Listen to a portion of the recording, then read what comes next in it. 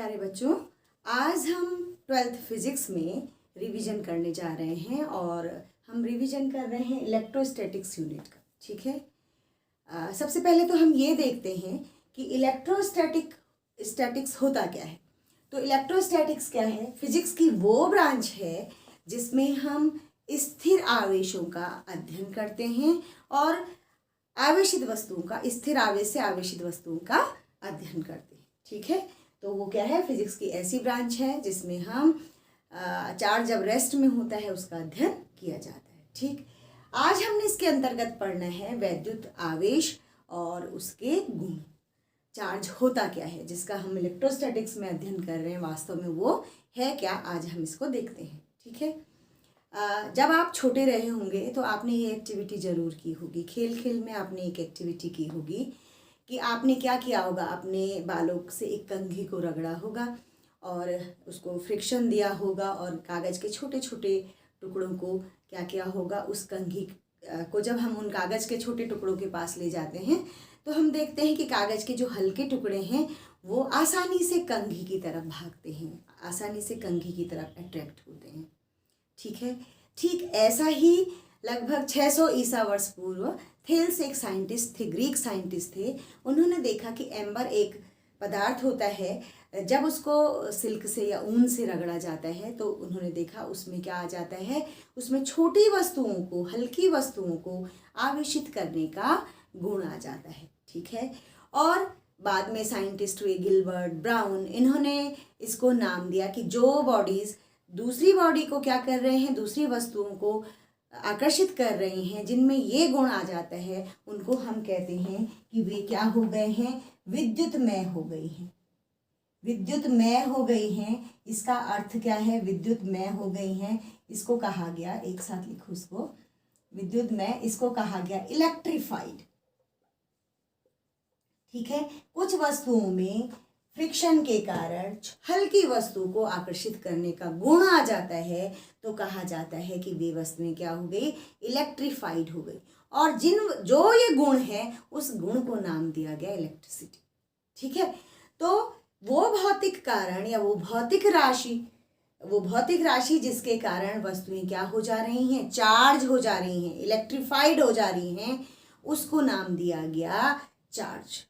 ठीक है, उसको नाम क्या दिया गया? चार्ज नाम दिया गया, आवेश। ठीक है, और प्रैक्टिकली ये देखा गया कि आवेश दो तरह के होते हैं। एक होता है आपके पास पॉजिटिव चार्ज, धन आवेश, जिसको कहा जाता है पॉजिटिव चार्ज, और एक होता है आपके पास ऋण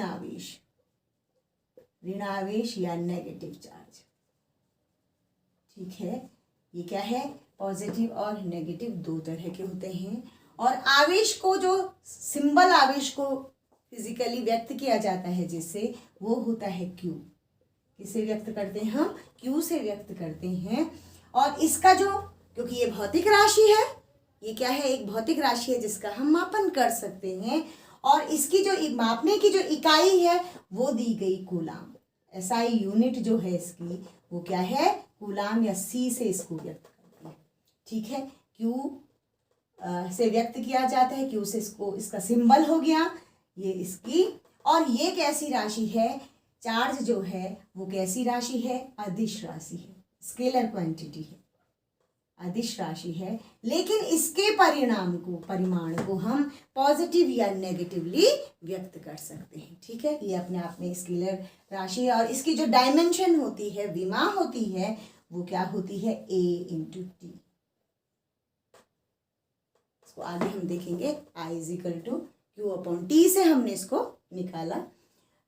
तो आपके पास आवेश को Q से व्यक्त करना है, कूलाम इसकी यूनिट हो गई, अदिश राशि है, और ET ये एक जनरल इसका कंसेप्ट है। अब हम ये देखते हैं कि कोई वस्तुएं इलेक्ट्रीफाइड क्यों होती हैं, क्यों वो विद्युतमय हो जाती हैं, क्या ऐसा होता है। तो इसको हम परमाणु सिद्धांत के आधार पर इसको हम देखते हैं। जनरली हम ये जानते हैं कि कोई भी वस्तु किससे मिलकर बनी है? परमाणु सिद्धांत कहता है कि परमाणु से मिलकर बनी है। सबसे छोटा कण जो उसका है वो क्या है? परमाणु है। और परमाणु भी क्या है, परमाणु के पास एक नाभिक होता है, जिस नाभिक में क्या होते हैं, प्रोटॉन और न्यूट्रॉन, और नाभिक के बाहर कक्षाएं होती हैं जहां मौलिक कण कौन, इलेक्ट्रॉन चक्कर लगाते रहते हैं। ठीक है, ये आपके पास क्या है, और नाभिक के बाहर कक्षाओं में इलेक्ट्रॉन चक्कर लगा रहे हैं। ये आपके पास नाभिक का परमाणु सिद्धांत कहता है। ये नाभिक है, न्यूक्लियस है, ठीक है, और ये क्या है, ऑर्बिट्स हैं, ऑर्बिट्स हैं, कक्षाएं हैं जहां कौन, इलेक्ट्रॉन चक्कर लगा रहे हैं। तो आपके पास क्या है, प्रत्येक पदार्थ परमाणु से मिलके बना है, और परमाणु के अंदर जो नाभिक है वहाँ क्या होता है, प्रोटॉन और न्यूट्रॉन होते हैं, इलेक्ट्रॉन इसके बाहर चक्कर लगाते हैं। नाभिक को धनावेशित माना गया है क्योंकि नाभिक के अंदर कौन है, प्रोटॉन, यानी प्रोटॉन को क्या माना गया है, धनावेशित माना गया है। और इसके पास जो चार्ज माना गया, इलेक्ट्रॉन के पास प्रोटॉन जो है वो पॉजिटिवली चार्ज है, और इलेक्ट्रॉन जो है वो क्या है, नेगेटिवली चार्ज है। ये हम जानते हैं। ठीक है, जो कक्षाएं नाभिक के पास हैं वहाँ इलेक्ट्रॉन क्या है, उन इलेक्ट्रॉनों का जो आकर्षण है नाभिक के साथ, वो क्या है, बाहर वाली कक्षाओं में उपस्थित इलेक्ट्रॉनों से ज़्यादा है। यानी जैसे जैसे कक्षाओं की संख्या बाहर की तरफ बढ़ती जाएगी तो उनमें जो इलेक्ट्रॉन चक्कर लगा रहे हैं, बाह्यतम कक्षाओं में जो चक्कर लगा रहे हैं, वो अंदर की कक्षाओं की अपेक्षा लूजली बाउंड होते हैं नाभिक से। ठीक है, उनका आकर्षण क्या होता है, कम होता है। यानी किसी प्रकार की ऊर्जा अगर इन इलेक्ट्रॉनों को दी जाए जो बाह्यतम कक्षाओं में है, तो वो आसानी से अपने परमाणु को छोड़कर मुक्त हो सकते हैं। ठीक है, तब उनको उस स्टेट में कहा जाएगा फ्री इलेक्ट्रॉन। जब वो क्या है, किसी तरह से, जैसे हम कह रहे हैं ना, ऊर्जा देने का मतलब है उनको फ्रिक्शन दे दिया हमने, है ना, तो वो क्या है, क्योंकि वो लूजली बाउंड है नाभिक से, तो वो थोड़ी सी ऊर्जा पाकर ही क्या हो सकते हैं, अपने परमाणु को छोड़कर जा सकते हैं। तो वो क्या हो जाएंगे,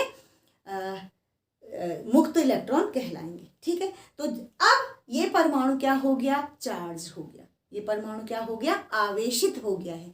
कैसा आवेशित हुआ, क्योंकि इलेक्ट्रॉन क्या है, इलेक्ट्रॉन इससे लूज हो रहे हैं, और इलेक्ट्रॉन को हम क्या कह रहे हैं, ऋणावेशित है। सामान्य अवस्था में जो परमाणु जब आवेशित नहीं है, जब उसके पास सामान्य अवस्था में है, तो उसके पास प्रोटॉनों की संख्या और इलेक्ट्रॉनों की संख्या बराबर होती, यानी धनावेश और ऋणावेश जो है एक परमाणु में वो बराबर होता है, यानी वो क्या है, इलेक्ट्रिकली न्यूट्रल होता है, उदासीन होता है। ठीक है, अब क्या हुआ, हम कह रहे हैं कि ऊर्जा पाकर अगर इलेक्ट्रॉन क्या हो गए, मुक्त हो गए, तो अगर इलेक्ट्रॉन इस परमाणु से बाहर चले गए, मुक्त हो गए, फ्री हो गए, तो ये अब कैसा हो जाएगा, पॉजिटिव चार्ज हो जाएगा। क्यों हो जाएगा, क्योंकि अब इसके पास प्रोटॉनों की संख्या क्या है, संख्या ग्रेटर हो गई इलेक्ट्रॉनों की संख्या से, जो इसके पास अब इलेक्ट्रॉन बचे हैं। ठीक है, तब ये कैसा चार्ज हो गया, पॉजिटिव चार्ज। ठीक है, ये परमाणु अब क्या हो गया है, धनावेशित हो गया है। और यदि दूसरा परमाणु अगर इसको ग्रहण कर रहा है, जहां पर क्या हो जाएगा, इलेक्ट्रॉनों की संख्या ग्रेटर हो जाएगी जिस परमाणु में प्रोटॉनों की संख्या से, ठीक है, वो क्या हो जाएगा, वो नेगेटिवली चार्ज हो जाएगा। ठीक है, ये है आग, यानी कोई भी परमाणु आवेशित हो रहा है, चाहे वो पॉजिटिव हो रहा है चाहे वो नेगेटिव हो रहा है, वो क्यों हो रहा है, due to transfer of electrons, क्योंकि इलेक्ट्रॉन क्या हो रहे हैं, या तो लूज किए हो रहे हैं या गेन किए जा रहे हैं। ठीक है, तो इस तरह से हमारे पास कोई भी वस्तु अगर धनावेशित हो रही है तो इसका अर्थ क्या है कि अगर सपोज ये आपके पास एक ग्लास रॉड है, और ये ग्लास रॉड अगर पॉजिटिवली चार्ज है, तो ये क्या हो गई, धनावेशित है अगर, इसका अर्थ क्या है कि इसने इलेक्ट्रॉन क्या किए होंगे, लूज किए होंगे। ठीक है, और दूसरे ने अगर इन इलेक्ट्रॉन्स को ग्रहण किया होगा दूसरी वस्तु ने, तो वो क्या हो जाएगी, नेगेटिवली चार्ज हो गई, क्योंकि उसके पास इलेक्ट्रॉनों की संख्या, उसके परमाणु के पास इलेक्ट्रॉनों की संख्या प्रोटॉनों की संख्या से क्या हो गई है, अधिक हो गई है ना। तो ये आपके पास कंसेप्ट है धनावेशित होने का, और ऋणावेशित, किसी वस्तु के धनावेशित होने का अर्थ है कि उसमें इलेक्ट्रॉनों की कमी है, और किसी वस्तु के ऋणावेशित होने का अर्थ है कि उसके पास इलेक्ट्रॉनों की अधिकता है। ठीक है, तो ये आपके पास जनरल कंसेप्ट है। अब आप देखते हैं यहाँ पर हम कि, और कि जो ये चार्ज है, इलेक्ट्रिक चार्ज है, इसकी विशेषताएं क्या क्या है, इसके गुण क्या क्या हैं। Properties of electric charge, properties of charge, ठीक है। प्रॉपर्टीज ऑफ चार्ज, या इसको कहेंगे हम आवेशों के गुण। आवेश के गुण क्या क्या हो सकते हैं, क्या क्या प्रॉपर्टीज हो सकती हैं, ये हम देखते हैं, ठीक है। प्रयोग, अच्छा, आपके पास जो पहला गुण है इसका, जिसको मैं कह रही हूँ, पहला गुण है आवेशों की योज्यता। जोड़, आवेशों को जोड़ा जा सकता है, आवेशों की योज्यता, या आवेशों का योग कह लीजिए, की योज्यता, ठीक है। इसको कहा जाता है एडिटिविटी ऑफ चार्ज, ठीक है। कि आपके पास कोई भी सिस्टम है, उसका जो चार्ज है, उसका जो चार्ज है, उसके अलग अलग जो चार्ज हैं, उसका जो टोटल चार्ज है, उसके अलग अलग, उसके जो वहाँ पर क्या है, कंपोनेंट्स हैं, उन कंपोनेंट्स के चार्जेस के योग के बराबर होता है। मीन्स हम कह रहे हैं कि charges can be added up, उनको हम जोड़ सकते हैं, ठीक है। और जोड़ेंगे कैसे? सपोज हमारे पास ये कोई निकाय है, ये कोई एक सिस्टम है, इस सिस्टम के जो कंपोनेंट्स हैं, उसके पास सपोज यहाँ पर प्लस Q1 चार्ज है, माइनस Q2 चार्ज है, ठीक है। और ये हो गया plus Q3 charge, minus Q4 charge. Suppose आपके पास कोई एक ये सिस्टम है, इस सिस्टम के कंपोनेंट्स के पास plus Q1 minus Q2 plus Q3 और माइनस Q4 चार्ज हैं, तो इस सिस्टम का टोटल चार्ज सपोज हम उसको Q, कैपिटल Q कह रहे हैं, वो क्या होगा, इन अलग अलग चार्जेस के एल्जेब्राइक सम के बीजगणितीय योग के बराबर होगा। अब बीजगणितीय योग क्या है, क्योंकि हम क्या कह रहे हैं कि चार्ज नेगेटिव भी हो पॉजिटिव भी हो सकता है और नेगेटिव भी हो सकता है। स्केलर क्वांटिटी है, और स्केलर क्वांटिटी हम क्या जानते हैं, चार्ज स्केलर क्वांटिटी है, और स्केलर क्वांटिटी क्या होती है कि उसको व्यक्त करने के लिए केवल मैग्नीट्यूड की जरूरत होती है, डायरेक्शन की आवश्यकता नहीं होता है ना। तो जब हम टोटल चार्ज निकालेंगे तो हम उनको चिन्ह सहित जोड़ेंगे। मीन्स अगर धनात्मक आवेश है तो उसको प्लस लेना है, ऋणात्मक है तो उसको माइनस चार्ज लेना है, और उनको सम कर देना है। यानी हमारे पास किसी भी सिस्टम का, किसी भी निकाय का टोटल चार्ज, कुल आवेश, उसके कंपोनेंट के आवेशों के योग के बराबर होता है, ठीक है। अलग अलग जो कंपोनेंट है उनके एल्जेब्राइक सम के बीजगणितीय योग के बराबर होता है। यानी हम कैसे जोड़ेंगे इसको, Q is equal to Q1, ये प्लस है, plus minus Q2 plus Q3, ये तो प्लस ही है, प्लस माइनस Q4।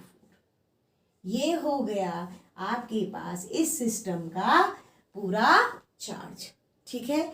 यानी हमने क्या किया, इसका सम किया, इसको कहेंगे हम बीजगणितीय योग। ये क्या है, यानी चार्ज क्या होंगे, बीजगणितीय ढंग से जोड़े जाएंगे, एल्जेब्राइक सम, ठीक है। ये क्या हो गया आपके पास, एडिटिव प्रॉपर्टी है, यानी चार्ज को हम जोड़ सकते हैं लेकिन बीजगणितीय योग के हिसाब से उनको जोड़ना है। जो दूसरी प्रॉपर्टी चार्ज की है वो है, इसी में चलो लिख देते हैं, जो दूसरी प्रॉपर्टी है वो है आवेशों का संरक्षण, आवेश का संरक्षण, ठीक है। इसको कहते हैं कंजर्वेशन ऑफ चार्ज, ठीक है। संरक्षण का मीनिंग होता है, चार्ज का संरक्षण हो रहा है, इसका मीनिंग है कि किसी भी आइसोलेटेड सिस्टम का जो कुल चार्ज है वो क्या होता है, कंजर्व्ड रहता है, संरक्षित रहता है। मीन्स वो जितना है वो उतना ही रहेगा। हम उसको क्या कर सकते हैं, न तो क्रिएट कर सकते हैं न डिस्ट्रॉय कर सकते हैं, है ना। Charge can not be created, neither can be created not destroyed. हम इसको न तो उत्पन्न कर सकते हैं न नष्ट कर सकते हैं चार्ज, यानी किसी भी आइसोलेटेड सिस्टम का जो चार्ज है वो कंजर्व रहेगा। इसको एक एग्जांपल से समझते हैं। सपोज हमारे पास एक सिस्टम है कि यहाँ पर ये क्या है, हमारे पास एक रॉड है, ये कांच की रॉड है, ठीक है, और ये क्या है, सिल्क का कपड़ा है, ठीक है, ये सिल्क का कपड़ा है।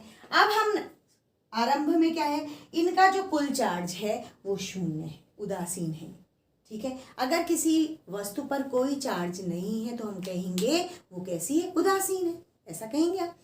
तो इसका जो टोटल कुल जो चार्ज है वो क्या है, शून्य है इस समय। अब क्या किया, इस कांच की रॉड से इस सिल्क को फ्रिक्शन दिया तो कांच की रॉड ने सपोज यहाँ पर क्या है, इसको इलेक्ट्रॉन दिए, सपोज इसने 5 इलेक्ट्रॉन यहाँ दे दिए, ठीक है। तो यहाँ पर क्या आ गया, 1, कितना पॉजिटिव चार्ज हो जाएगा, 1 2 3 4 5, 5 पॉजिटिव चार्ज, और इसने इससे लिए हैं फ्रिक्शन के दौरान, तो ये क्या हो गया, 1 2 3 4 5, ठीक है। तो जितने इलेक्ट्रॉन इसने दिए माइनस किए उतने ही इलेक्ट्रॉन तो इसने गेन किए, तो टोटल चार्ज क्या हो गया, इसका और इसका टोटल चार्ज क्या हो गया, शून्य हो गया। यानी इस पूरे आइसोलेटेड सिस्टम है, अगर आइसोलेटेड का मतलब है इस पे कोई बाहरी प्रभाव नहीं पड़ रहा है, ठीक है, इस सिस्टम पे, तो इसका जो चार्ज होगा, टोटल चार्ज होगा, दैट विल बी कंजर्व, ठीक है, वो संरक्षित होगा,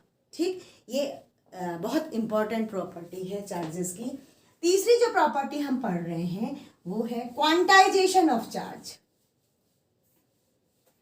तीसरी प्रॉपर्टी है क्वांटाइजेशन ऑफ चार्ज, ठीक है। यानी चार्ज क्या होता है, आवेश क्वांटमीकृत होता है, क्वांटाइज्ड होता है, ठीक है। इसका मीनिंग क्या है, पहले क्वांटमीकृत को समझो, क्वांटाइज इसको समझिए, क्वांटाइज क्या हुआ, ठीक है। जो प्रकृति में जो सबसे छोटा चार्ज उपस्थित है, इस नेचर में जो सबसे स्मॉलेस्ट चार्ज एग्जिस्ट करता है, वो उसको कहा गया है मूल आवेश, ठीक है।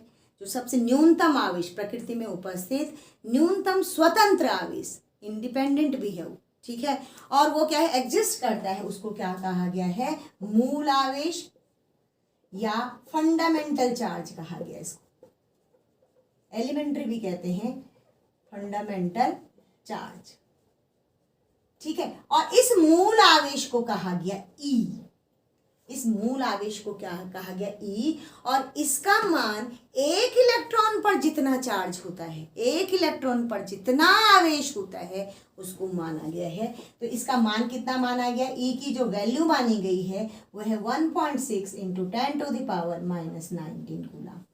ये है मूल आवेश। इतना जो चार्ज है वो सबसे स्मॉलेस्ट चार्ज है जो एग्जिस्ट करता है, ठीक है। तो किसी भी वस्तु पर जो चार्ज होगा वो इस ई का ही पूर्ण गुणज होगा, मल्टीपल इंटीजर होगा, ठीक है। वो क्या होगा, इसका मल्टीपल इंटीजर होगा, ठीक है। यानी माना कोई वस्तु है तो उस पर जो चार्ज होगा, हम कह रहे हैं उस पर कुल चार्ज Q इस ई का मूल आवेश का मल्टीपल इंटीजर होगा।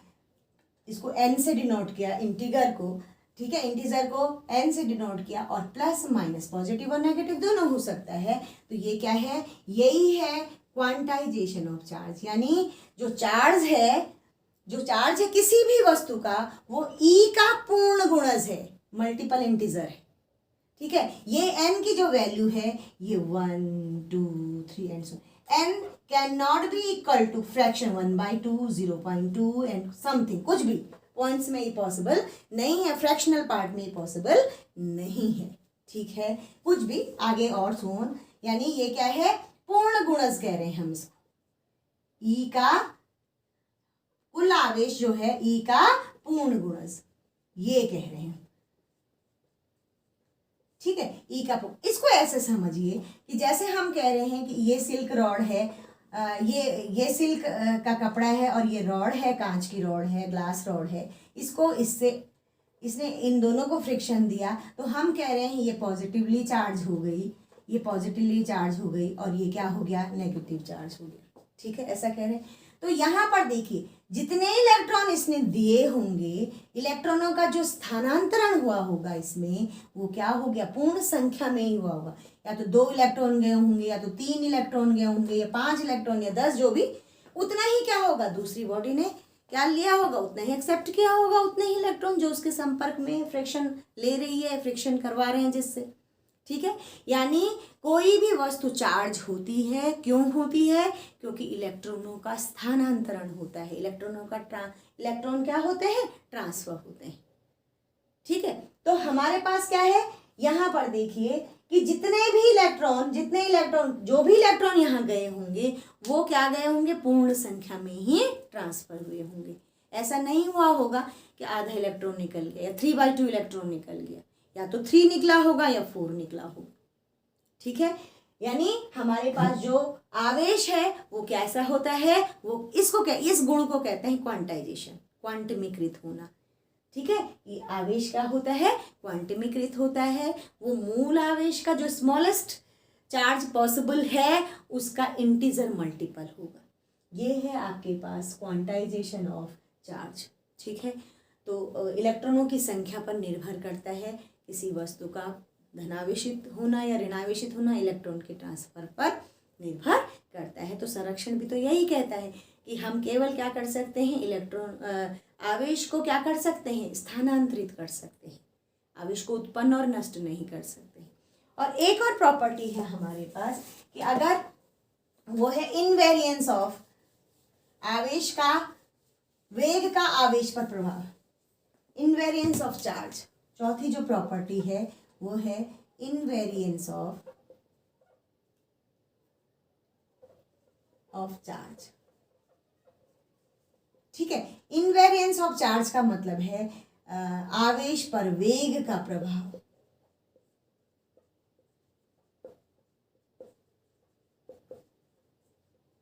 ठीक है, तो आवेश पर जो वेग का प्रभाव है, आवेश वेग से प्रभावित नहीं होती है। माना कोई बॉडी रेस्ट में है, तो इसका जो क्यू चार्ज है रेस्ट में, ये कोई बॉडी है, तो वो कितना होगा, अगर ये बॉडी मोशन करती है, अभी तो रेस्ट में जितना चार्ज है वो है, अगर ये बॉडी मोशन करती है तो उस समय जो क्यू होगा मोशन में उसी बॉडी का, वो क्या होगा, वो इक्वल होगा। ये कहता है इनवेरिएंस, किसी वस्तु पर जो आवेश है वो वेग से प्रभावित नहीं होता, यानी रेस्ट में जितना उस पर आवेश है उतना ही क्या है, उसके मोशन के समय भी उस पर आवेश होगा। जैसे इलेक्ट्रॉन पर जो आवेश होता है वो क्या होता है, 1.6 × 10⁻⁹ कूलाम ही होगा, जो ई जिसको हम कह रहे हैं। ठीक है, तो इस तरह से कि जो आवेश होता है वो इनवेरिएंट होता है, उस पर वेग का कोई प्रभाव नहीं पड़ता है। इसके अतिरिक्त आपने और प्रॉपर्टीज़ भी देखी हैं, रिवीजन हो रहा है ये, और प्रॉपर्टी देखेंगे आपने, प्रैक्टिकली ये देखा गया कि जो समान आवेश हैं वो एक दूसरे को प्रतिकर्षित करते हैं। ठीक है, और जो विपरीत आवेश है वो एक दूसरे को आकर्षित करते हैं, ये हमने पढ़ा है। आकर्षण और प्रतिकर्षण होता है आवेशों में मध्य। अगर कोई बॉडी प्लस प्लस चार्ज है, ये प्लस प्लस चार्ज हैं, तो ये हमेशा एक दूसरे को रिपेल करेंगे, और प्लस माइनस चार्ज है तो ये क्या करेंगे, एक दूसरे को अट्रैक्ट करेंगे। ऐसे ही माइनस चार्ज और माइनस चार्ज एक दूसरे को रिपेल करेंगे। ठीक है, और प्लस माइनस अगर अपोजिट चार्ज हैं, they attract each other and same charges repel each other. ठीक है, ये छोटे छोटे इनके गुण हैं, और इनमें क्वांटाइजेशन और कंजर्वेशन, इन पर बेस्ड छोटे छोटे आपके पास शॉर्ट नोट लिखने के लिए आते हैं। ठीक है, अच्छा, किसी वस्तु का आवेशित होना और किसी वस्तु का धनावेशित होना और ऋणावेशित होने का अर्थ भी आप समझ गए हैं कि कोई वस्तु धनावेशित क्यों है या ऋणावेशित क्यों है।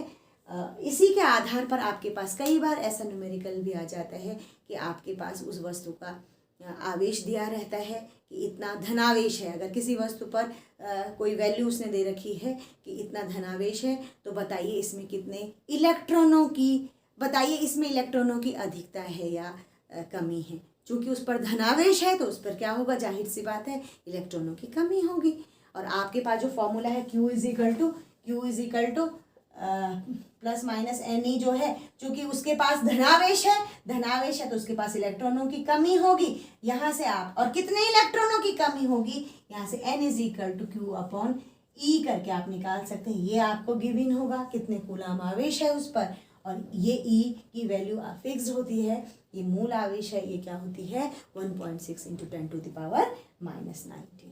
तो ये आवेश का एक बेसिक कंसेप्ट आज हमने रिवाइज किया। इसके बाद इससे रिलेटेड जो डेरिवेशन है, कूलाम्स लॉ है, और भी जो डेरिवेशन है इसके अगली वीडियो हम देखेंगे। So stay connected and bye.